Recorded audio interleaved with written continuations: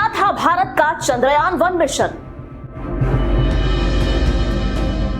14 नवंबर 2008 को क्या हुआ था? भारत में फहराया था उस दिन चांद पर झंडा। 14 नवंबर 2008 की उमस भरी दोपहर, देश में एक और भारतीय क्रिकेटर युवराज सिंह की वजह से खुशी का माहौल था। दरअसल राजकोट में इंग्लैंड के गेंदबाजों को ध्वस्त करते हुए यूवी पिच पर रनों की बौछार कर रहे थे और ठीक उसी वक्त राजकोट से 1600 किलोमीटर दूर बेंगलुरु में माहौल तनावपूर्ण था। देश भर में यूवी के जयकारे लग रहे थे। भारतीय प्रशंसकों को इसकी जानकारी ही नहीं थी कि भारतीय अंतरिक्ष अनुसंधान संगठन यानी कि इसरो एक बड़ा धमाका करने वाला है। अंतरिक्ष एजेंसी जानबूझकर चंद्रमा पर एक स्पेसक्राफ्ट गिराने जा रही थी। भारत ने 22 अक्टूबर 2008 को चंद्रयान मिशन लॉन्च कर दुनिया को बता दिया था कि पृथ्वी की कक्षा के बाहर किसी अन्य खगोलीय पिंड पर वो भी मिशन भेज सकता है। उस समय तक केवल 4 अन्य देश अमेरिका, रूस, यूरोप और जापान ही चंद्रमा पर मिशन भेजने में कामयाब हो सके थे। ऐसा करने वाला भारत 5वां देश था। चंद्रयान-1 टेक्नोलॉजी प्रदर्शन करने वाला मिशन था। इसने चंद्रमा की सतह पर पानी खोजा और इतिहास की किताबों में अपना नाम दर्ज करा लिया। मगर इस मिशन से भारत को और भी कई लाभ हुए थे। अंतरिक्ष यान के अंदर 32 किलोग्राम का एक प्रोब था जिसका एकमात्र उद्देश्य दुर्घटनाग्रस्त करना था।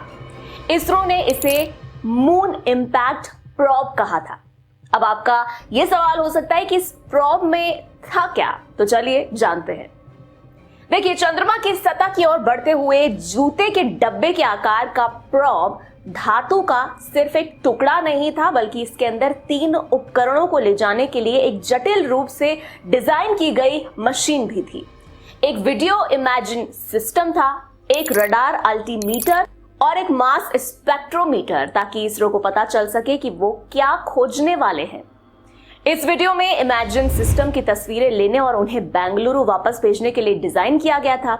रडार अल्टीमीटर को चंद्र सतह के करीब पहुंचने पर इसकी घटती हुई रफ्तार को ट्रैक करने के लिए लगाया गया था और दूसरी ओर मास स्पेक्ट्रोमीटर को चंद्रमा के अत्यधिक विरल वातावरण का विश्लेषण करने के उद्देश्य से लगाया गया था।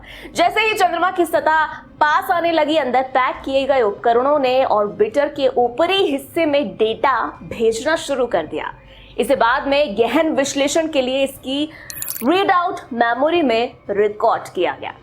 आइए अब जानते हैं ये चांद पर क्यों गिराया। 17 नवंबर 2008 की रात को लगभग 8:06 पर इसरो के मिशन नियंत्रण में बैठे इंजीनियरों ने मून इंपैक्ट प्रोब को नष्ट करने की कमांड दी। चांद की खामोश दुनिया धमाके को महसूस करने वाली थी। चंद्रमा की सतह से 100 किलोमीटर की ऊंचाई से मून इंपैक्ट प्रोब ने अपनी अंतिम यात्रा शुरू की। 17 नवंबर की रात में इसरो ने मून इंपैक्ट प्रोब को नष्ट करने का कमांड दिया था। जिस समय कमांड दिया था उस वक्त ये प्रोब चांद की सतह से 100 किलोमीटर की ऊंचाई पर चक्कर लगा रहा था और धीरे धीरे प्रोब चांद की कक्षा से निकलकर सतह पर पहुंचने की शुरुआत कर चुका था। प्रोब की रफ्तार को धीमा करने का काम इसरो के इंजीनियर सावधानी के साथ कर रहे थे। इस प्रोब के अंदर वीडियो इमेजिंग सिस्टम, एक रडार अल्टीमीटर और मास स्पेक्ट्रोमीटर थे, जिसके जरिए चांद की सतह के बारे में जानकारी हासिल की जानी थी। चांद के करीब पहुंचाए गए प्रोब ने अपना काम करना शुरू कर दिया था। हालांकि सतह के बेहद करीब मुसीबतों का सामना करना पड़ा था उसे और कठिन लैंडिंग भी हुई। जैसे ही प्रोब चंद्रयान ऑर्बिटर से दूर जाने लगा, इसके on board spin up rocket active हो गए और चंद्रमा की ओर जाने वाले मिशन का मार्गदर्शन करने लगे।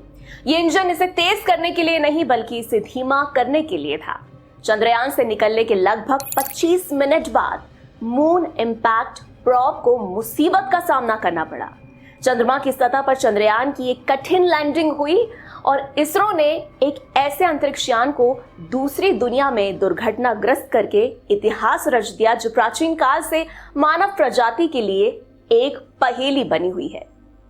अब सवाल ये है कि लेकिन भारत को इससे हासिल क्या हुआ? देखिए, जानकारी के मुताबिक चंद्रयान-1 से भेजा गया इन 3 उपकरणों के डेटा ने साल 2019 में चंद्रयान 2 और अब चंद्रयान 3 मिशन की नींव रखी। अब 23 अगस्त 2023 को भारत चंद्रमा पर ऐतिहासिक सॉफ्ट लैंडिंग करने जा रहा है। दरअसल इम्पैक्ट प्रोब से मिली जानकारी ने चंद्रमा की दुनिया के रहस्य को ऐसे उजागर किया जैसे पहले कभी नहीं हुआ था। आखिरकार ये लगभग 25 मिनट की लंबी डुबकी लगाने के बाद चंद्रमा की सतह पर पानी की मौजूदगी का पता लगाने वाली पहली डिवाइस बन गई थी। बाद में नासा के मून मिनरोलॉजी मैपर ने भी इसकी पुष्टि की थी और इससे दुनिया को यह पता चला कि चांद वैसा नहीं है जैसी दुनिया ने कल्पना की थी, जिस बात ने इसरो को और भी अधिक गौरवान्वित किया। ये घनाकार आकार के प्रोब पर बना तिरंगा था, यानी कि 14 नवंबर 2008 की रात को जैसे ही इसरो ने चंद्रमा की सतह पर यान को क्रैश कराया, तब तिरंगा हमेशा के लिए चंद्रमा पर स्थापित हो गया। तो साथियों, आपको ये वीडियो कैसा लगा और आपने चंद्रयान 3 की चांद पर उतरने की सफलता का जश्न कैसे मनाया, हमें नीचे कमेंट बॉक्स में लिख करके जरूर बताइएगा। चंद्रयान 3 पर लगातार आगे भी अपडेट्स आते रहेंगे, इसीलिए अभी चैनल को सब्सक्राइब करके बेल नोटिफिकेशन जरूर ऑन कर ले और वीडियो को लाइक और शेयर करना ना भूले। जल्द मिलेंगे ऐसे और भी इंफॉर्मेटिव वीडियोस के साथ और आपको कुछ अच्छा सिखाएंगे। तब तक के लिए जय हिंद, जय भारत।